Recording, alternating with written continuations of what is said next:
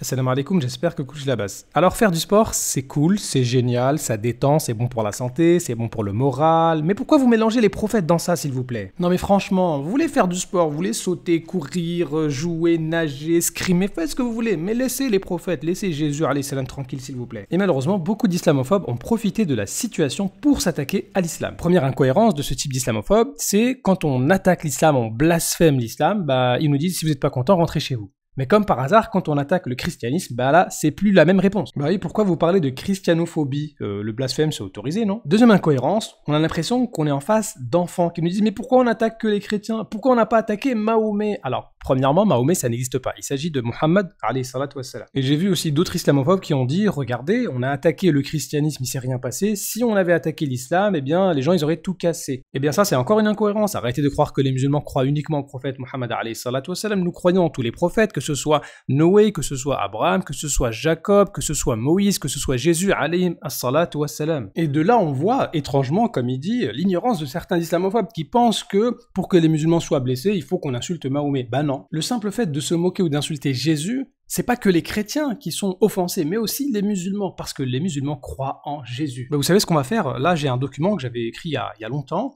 et on va vous montrer la place que possède Jésus alayhi salam en islam. On ne parle même pas de sa mère Marie, qui est considérée comme la meilleure femme de toute l'humanité. C'est le Coran qui en parle, et une sourate qui porte le nom de Marie, c'est dans le Coran. On n'a aucun chapitre ou livre qui s'appelle Marie, même dans la Bible. Alors, description de Jésus alayhi salam dans le Coran. Déjà, il est né sans père, sourate 3, verset 47. Il est le fils de Marie, 3, 45. Le Messie, 3, 45. Une parole d'Allah, 3, 39. Un esprit d'Allah, 4, 171. Une parole de vérité, 19, 34. Un messager, 4, 171.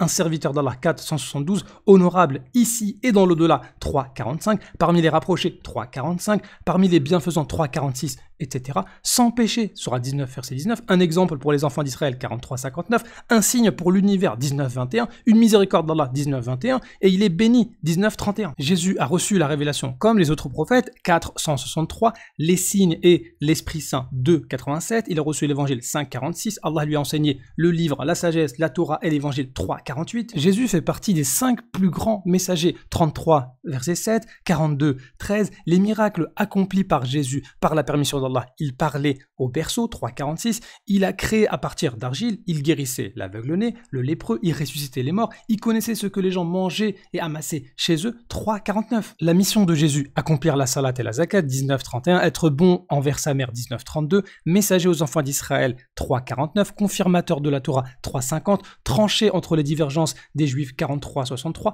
Rend licite une partie de ce qui était interdit, 3, 50. Jésus a annoncé un prophète après lui, 61, 6. Jésus n'a pas été tué par les enfants d'Israël, 457. Allah a élevé Jésus vers lui, 458. Jésus sera témoin contre les gens du livre, 459 et 517. Il reviendra à la fin des temps, 43, 61. Et malgré le fait que les musulmans croient et aiment Jésus, ils ne vont pas jusqu'à l'adorer, puisque le message prêché par Jésus, c'était le tawhid, craindre Allah et obéir à Jésus. 3, 50, 43, 63. Allah est son Seigneur et le nôtre, 3, 51. Voilà donc un résumé de ce que dit le Coran vis-à-vis de Jésus. Donc les musulmans croient, respectent et aiment Jésus, et ils ne sont pas indifférents lorsque les gens vont l'insulter. Donc les islamophobes, arrêtez de croire que les musulmans sont atteints uniquement lorsqu'on insulte le prophète Mohammed alayhi salatu wassalam. Non, puisqu'on croit en tous les prophètes, et en particulier on croit aussi en Jésus. Et d'ailleurs, petite parenthèse, lorsque vous dites oui, on a attaqué, on a insulté Jésus, les gens n'ont rien cassé. Comme on vient de le voir, les musulmans croient aussi en Jésus, et ils n'ont rien cassé aussi. Par contre, on va juste vous demander un petit truc,